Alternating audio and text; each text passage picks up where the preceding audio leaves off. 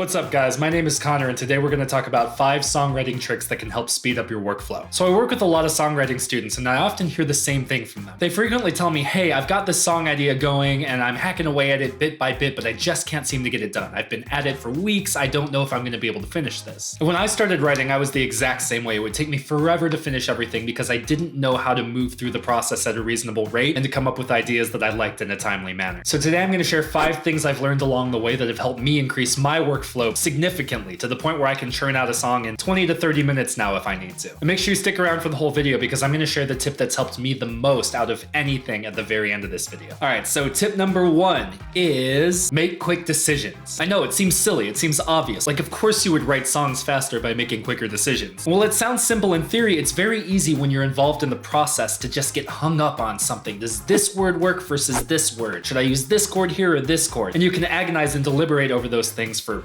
hours, days, weeks. So what I've learned is if I am on the fence about a decision so much that it's torturing me and I can't decide what is right, then they're probably pretty equally good decisions and it probably doesn't matter that much. So I do my best to just pick whichever one feels right in the moment and then move on. And later on in the process, if you revisit that decision and you're like, I don't like that, that was the wrong call, nothing's set in stone, you can always go back and change it. When you're writing a song, there are a million different decisions you have to make, one after the other, to get where you want to go. And the more quickly and effortlessly you can learn to make those decisions, the faster you'll be able to churn out new songs. Alright, tip number 2 for writing songs more quickly is simplicity, brevity. Not every song has to be a 17-minute power rock opera anthem. This is something I wish I would have understood when I was a teenager. I loved progressive rock and progressive metal and would listen to these albums by these bands that were just musical giants that could pull together all these elements and mix them up in a pot and churn out this 15-minute masterpiece that was complex and layered and there's so much going on and it was amazing. And it took me longer than I'd care to admit to realize that I was a bit of a niche music fan. That's not what most people want to hear. If that's your thing, great. If you really enjoy just diving deep and creating these long, intricate arrangements, good for you, go for it. But if you're trying to sit down and get better at writing pop songs or rock songs or just basic songs more quickly, then simplify it. Pull out a pre-chorus if you don't need a pre-chorus. Get rid of half of the bridge if it feels like it's overstaying its welcome. Instead of trying to pack too many words into a short space, cut out a bunch of them and stretch out some of those notes when you're singing it. Again, it comes down to making decisions. The fewer words and the fewer parts, the fewer decisions you have to make and the more quickly you'll reach the end goal. Plus, simple songs tend to do very well if they're constructed well. If you don't believe me, go listen to Stay With Me by Sam Smith and tell me that I'm wrong. All right, tip number 3 for writing songs more quickly. Do things in stages if you're not used to the writing process. What I mean by that is it's tempting to just jump in and try to do everything at once. Okay, I've got part of a guitar part. Let me start throwing lyrics on top of this. No, I don't like that note in the melody. All of a sudden this guitar part's not working anymore. Oh no, I need to change this note and the cadence of this word isn't right. Now that chord's not working. What am I gonna do for the pre-chorus? It's so much, it's overwhelming. It can just be paralyzing to have to make all those decisions at the same time. So what I recommend is just take things one at a time. If you're a guitarist and you sit down to write a song and you've got an acoustic guitar on your lap, pick a chord progression.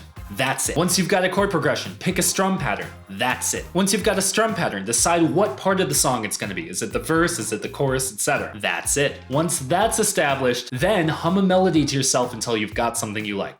That's it. Only when you've done all that, add lyrics to that melody. And by doing things one at a time, you have a very carefully constructed workflow that's very deliberate, and you're not just immobilized by the number of decisions you have to make. All right, tip number 4 for writing songs more quickly is pick a starting point and commit to it. I recommend one of 2 things. Either start at the very beginning of the song, usually either with an intro or the first verse, or start with the hook, the core idea of the song that you want to be the most memorable, recognizable part, and then build the rest of the song around that. There's advantages to each, right? If you start at the beginning of the song and you just move through it, then you're always gonna know what the next step is. I wrote an intro, okay, cool, now I know I need a verse. I wrote a verse, cool, now I can either do a second verse or move on to a pre-chorus. Okay, I just finished the chorus, great, now I know I have to go back into the next verse. Having a linear process that aligns with the actual structure of the song can be really useful for helping you know what exactly to work on, and it helps you keep tabs on how the energy moves throughout the song because you're moving in the same direction. Now when you start with the hook of the song, it can be a little bit bit harder to achieve that same kind of linear workflow. But there's one very big advantage to doing that, and that is you establish the core idea that the rest of the song is going to revolve around right away, so that when you get to those other parts of the song, you can make them work towards making that hook as big, powerful, and memorable as possible. If you start writing from the beginning of the song, and let's say you just write whatever comes out, by the time you get to the chorus, you might not even know what you're saying yet. I've written many songs just start to finish where by the time I get to the chorus, I'm just still lost. I don't know what's next. I don't know what the point is, what I'm gonna say, and I try to force something to work that just doesn't. And it ends up being just kind of lukewarm and not really memorable or powerful. But if you start by focusing purely on finding a hook idea, a chorus melody, lyrics, and a song topic that all work together, if you're confident in that hook idea, then the rest of the song becomes very easy to write because you know everything needs to supplement that idea. And you automatically know what you need to say in the rest of the story to make that happen. So I would recommend just picking one of those. Either start at the beginning of the song and write it start to finish, or start with the hook, the chorus, the main theme of the song, build the rest of the song around that. There's no right or wrong answer there. It's really personal preference. And even for me, on any given day, I might do either thing. All right, tip number 5 for writing songs more quickly. And this is maybe the single thing that I have done over the span of my songwriting career that has helped me the most for churning out more songs, for churning out better songs, and that is the idea of rapid prototyping. So when I was in college, I took a product development course. And the point of the class was to teach us how to develop a product start to finish in a way that is marketable, that has a good business model, and that would resonate with the general public. At that point, the professor introduced the concept of rapid prototyping, and it changed my life forever. The core idea of the concept is that the more versions of the thing you want to create that you churn out, the higher quality they will become over time, because you'll be learning valuable lessons along the way. He gave a great example too. He talked about an experiment where you had a group of kids competing against a group of adults. They were all given uncooked spaghetti and marshmallows, and the goal was to build a tower as tall as possible using only those 2 ingredients. Both groups were given 10 minutes to create the tallest tower possible. He told us how the adults spent the first 9 minutes just planning, brainstorming,